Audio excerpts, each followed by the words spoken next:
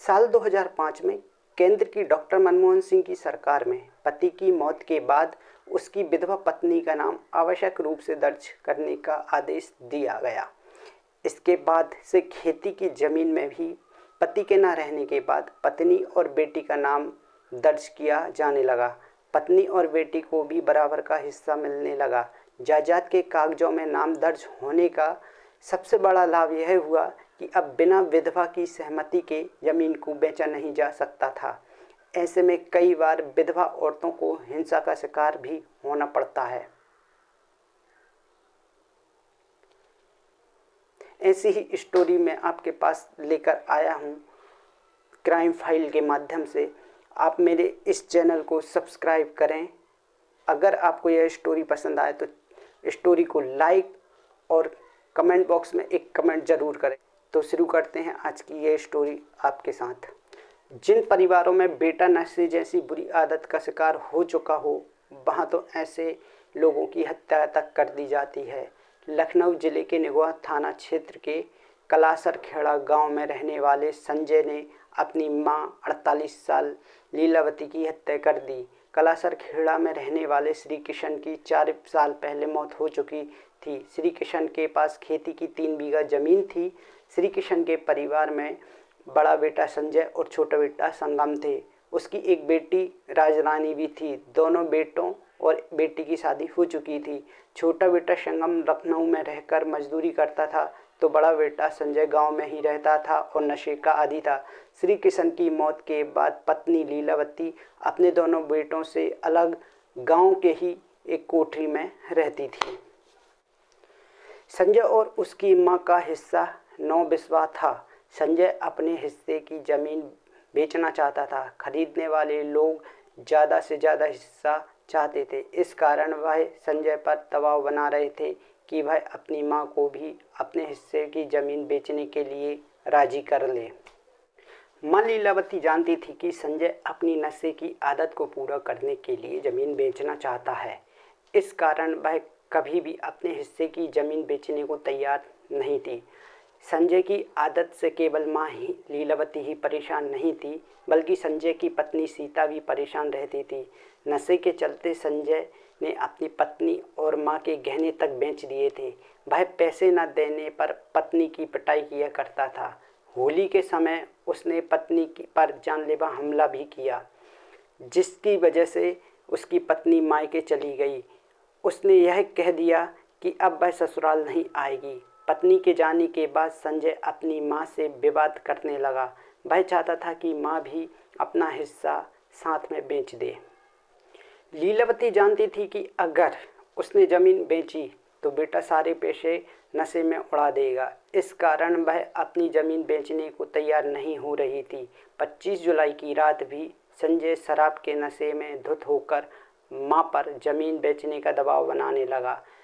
इस बात पर दोनों के बीच बहुत कहासुनी होने लगी।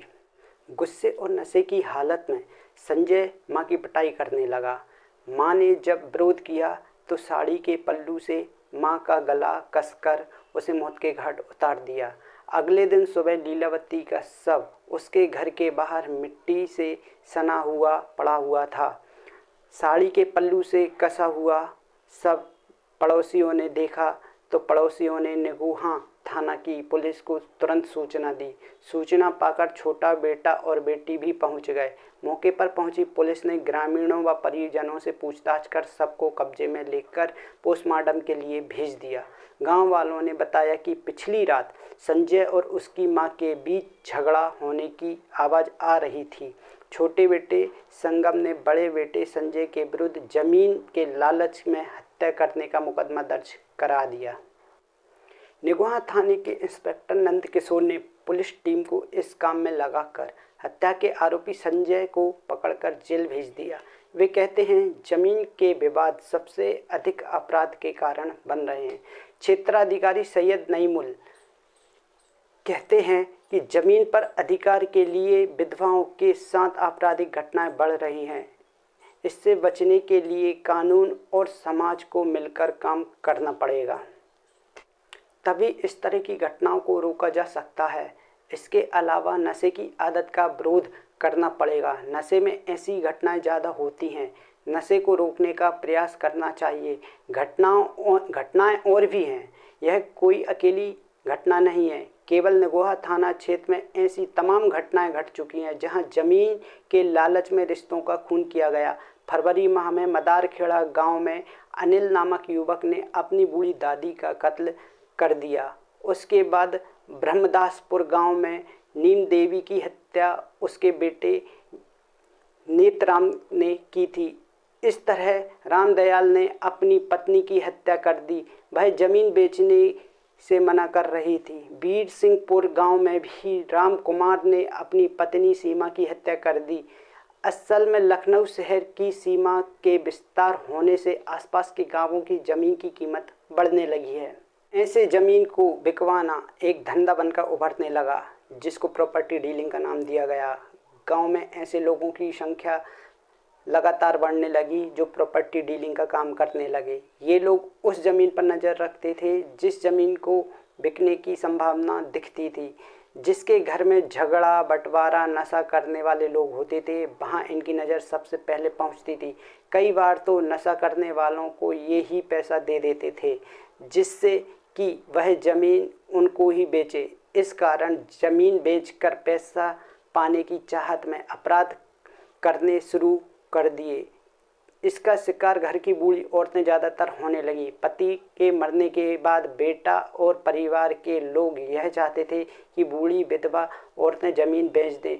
जब ये औरतें ज़मीन बेचने को तैयार नहीं होती थी तो उनके साथ झगड़ा करने से लेकर हत्या करने तक की नौबत आ जाती थी और यहीं से ये अपराध शुरू होने लगे।